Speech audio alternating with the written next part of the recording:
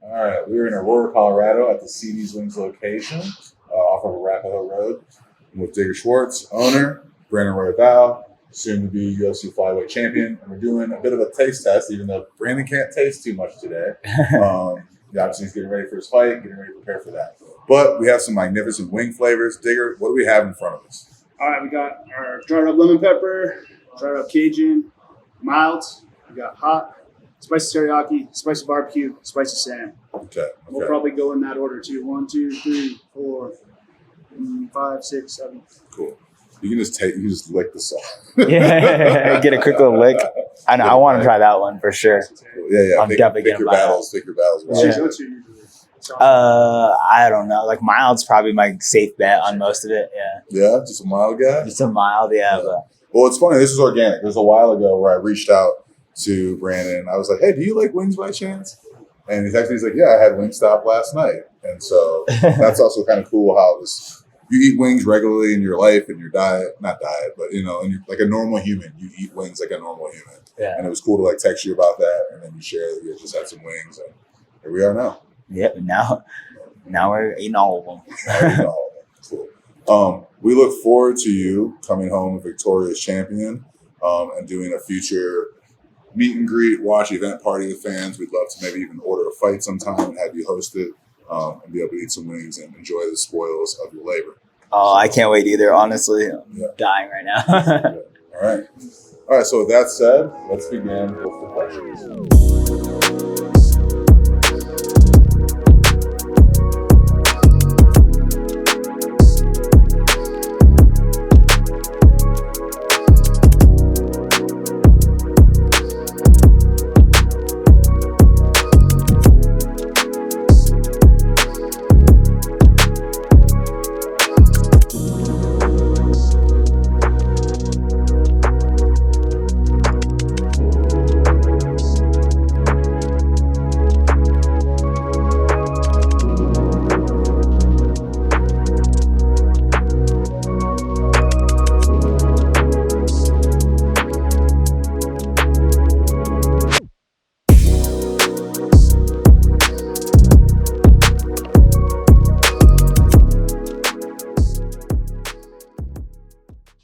All right.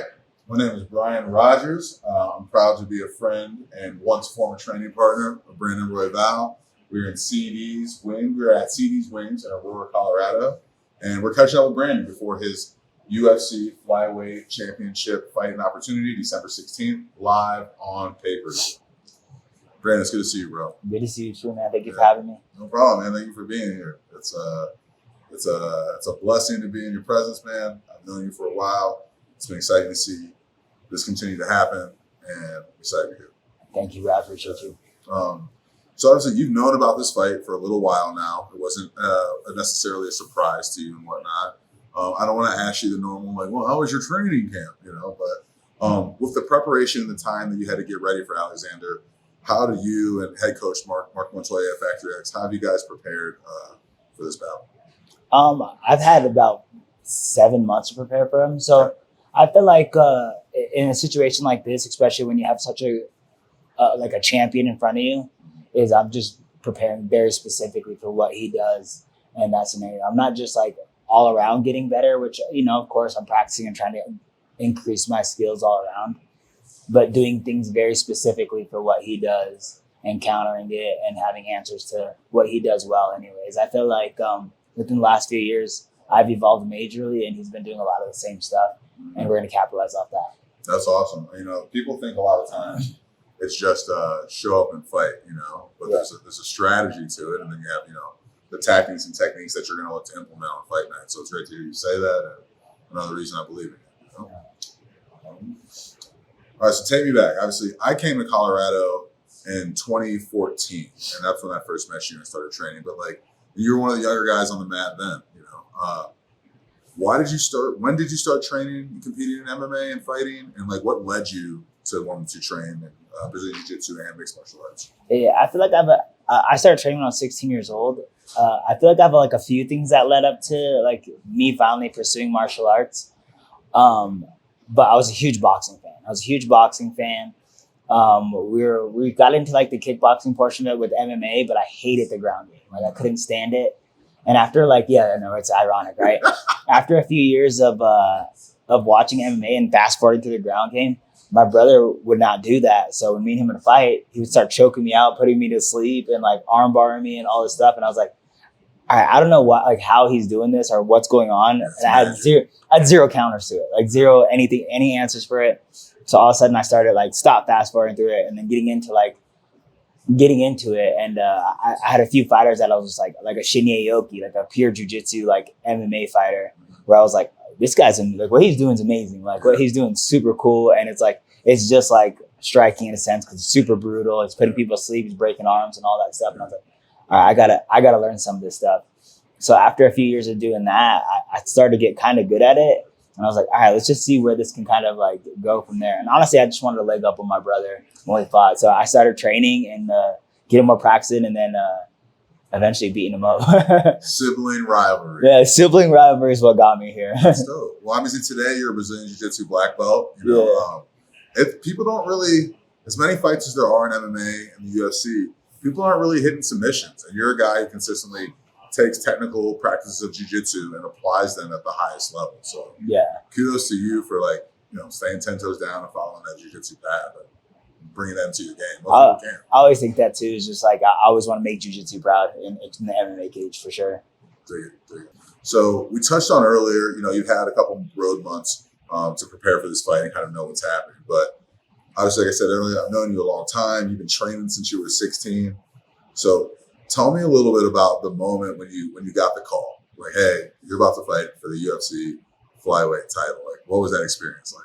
Yeah, I was actually walking into like a taco restaurant. I was about to go eat some food, and like the mid call, I was a FaceTime, and I saw it, and I knew immediately what the news was because I don't ever get FaceTime by my manager unless it's good news or really bad news, and I didn't have any bad news to like get put on. So as soon as I saw it, I was just like smiling to myself.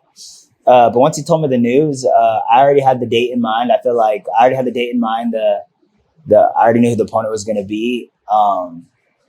And from there on out, it was just like I had to take a moment to myself, a couple minutes to myself, and just like, this is actually happening. This is what we've been working so hard for, and this is an opportunity of a lifetime that I can capitalize on. And I have everything set in front of me. I just feel like the storyline's almost perfect for me. So as soon as it all kind of like unraveled, it just seemed like it made all the sense in the world to me. Yeah. There's different like stories and literature. We talk about the hero's journey. And I think it's interesting. I love that. That's I think of my fight journey like that every time. It's a hero journey, Yeah, absolutely.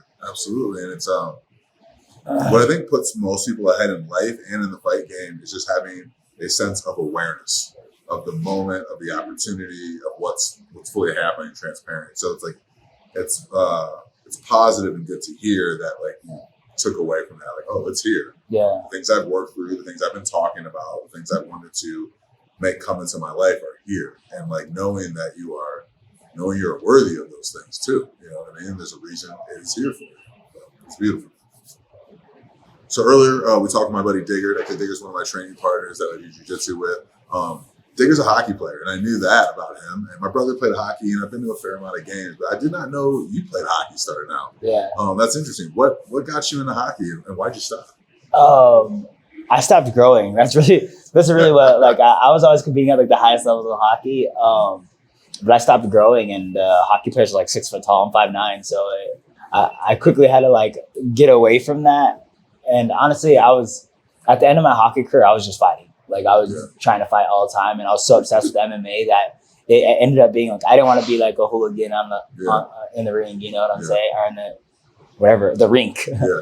Can't even separate the two. Oh, good. But I don't want to be a hooligan out there. I always wanted to be a skilled player, and eventually, what I really wanted to do was taking over what I was doing. So, but I got into my like grandma was like super into hockey. And my parents had an idea in their head that there's 0 Hispanic hockey players in the world. He's gonna be the one. Yeah. I was like, they're sure that if I practice hockey or if I got good at hockey, that I was gonna get a college scholarship because I'd be the only Mexican hockey player out there. And I mean, so that's just kind of how I got put into it. It was like, and I was probably one of the only Hispanic I've ever seen play hockey ever. So yeah. Do you still follow hockey now? Not as much, man. Yeah. Not as much, but I was like, there was a moment where I kept up with all of it. So, I played football in college. This is a funny story. My segue in MMA was my last football game in college. I was ejected from for fighting. Damn. We threw an interception at the end of the game. The guy sent like 106 yards back, and I was pissed. So I had to go back out on kick return, and like a special teams dude was trying to like blindside me, and I caught him, hip tossed him, and then I just started punching him. My helmet came off. I got ejected out of the game, and people talk about that being the segue to my MMA career. So I can identify so it's that. the same. Yeah, being a hooligan, wanting some trouble. You train with a lot of great athletes, here at Denver, here at Factory X, and obviously grew up watching the sport. But tell me a little bit about some of your greatest teammates or just fighting inspirations. Who are some people that have inspired you? As far as teammates or just teammates or just people. Like for me, Vanderlei Silva inspired me. Yeah. You know what I mean? I was like, oh, this dude he's the axe murderer. He's violent. He's getting things done. Mark Montoya always said, you don't get paid by the hour in there, and I felt like Vanderlei fought that way, just ripping and running. So that's someone I looked up to a lot. Teammates or otherwise. I feel like one of the biggest inspiration or one of the biggest people to enter my life that hit an inspiration and kind of changed my way of thinking was Chris Camozzi. Yeah, Chris Camozzi. I met him when I was 16 years old. I was training with him, and then I never really thought of MMA as a future or anything that I could do professionally or long term wise or anything like that until I seen Chris Camozzi get signed to the UFC and then make his UFC career become true. Because before then, I've never seen anybody do anything like that. I've never seen anybody go do it. I've never seen anybody succeed at their dreams, to be completely honest. So to watch him get signed to the UFC and then make a career out of it and fight and then buy a house and do all these cool things, I feel like all of a sudden it was him making his dreams come true almost made my dreams seem like it could come true. And from there on out, I kind of changed my mind state of wow, this is something I could possibly do. You know what I'm saying? So brushing elbows with people that are having success or you, or you're highlighting people at the highest level. And it's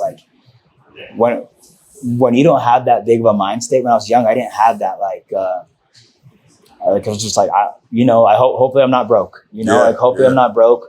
Hopefully I can just have an okay life, but it kind of changed my mind state a bit where I'm dang, I can make my dreams come true. I could become an MMA fighter. I could get to the UFC. I can, you know what I'm saying? I'm around people that are doing it. So I feel like having those kind of moments around people were the biggest inspiration where I'm these guys are doing it, Absolutely. Yeah. And I'm really glad you brought that up. And I think about a couple things the highest human act is to inspire. Yeah. I think that's the biggest thing that we can do for people. And Chris Camozzi is a big part of my journey as well. I met Chris, I didn't even have a pro fight yet, but I was out in Vegas for the Ultimate Fighter and we were doing the tryouts. There's 100 meatheads that they're busting around, doing these things. And Chris was the only down to earth cool dude I met. Yeah. And, we stayed connected. I started obviously coming out here 2011 to 2013. Brian Camozzi, Chris's brother, had a fight in Cleveland. Chris would come out and help train with me and Stipe off and on. And I slept in Chris's basement for my first 6 months of coming to Denver. Yeah. You know what I mean? He held me down. So shout out to you, Chris. We appreciate you. I'm really glad you brought that up. Yeah. Really glad you brought that up. All right. So we have some wings obviously sitting ahead of us. You've been to Wingstop. Yeah. You've been to Wingstop, and those are normal wings. This is going to be your first time trying some of the CD's wings, but wings, pizza, otherwise, what are you most looking forward to eating when you can resume back a normal diet? This sounds dumb, but the number one thing I crave when I'm cutting weight is Tostitos pizzas. Okay. I don't know why, it just brings me back. But the first thing I'm gonna eat always is chips and salsa. Okay. I love chips and salsa so much, and chips and guac. Oh, that's what I'm craving most and more than anything right now. Or I know the moment I'm done cutting weight, that's what I want more than anything. All right. Sounds good. All right. Well, I'd love for you to also give this time to shout out any friends, family, sponsors, or anything you want to say and share. Yeah. I want to give a shout out to One CD's Wings. Thank you guys for hosting us. This has been awesome. I'm so excited to come back and just eat all these at a time. But my biggest sponsor too is EAP Glass in Denver. They've been holding it down for me since I got signed to the UFC. I was immediately able to quit my job because EAP and Ed and Cyrus. So very grateful for those two gentlemen.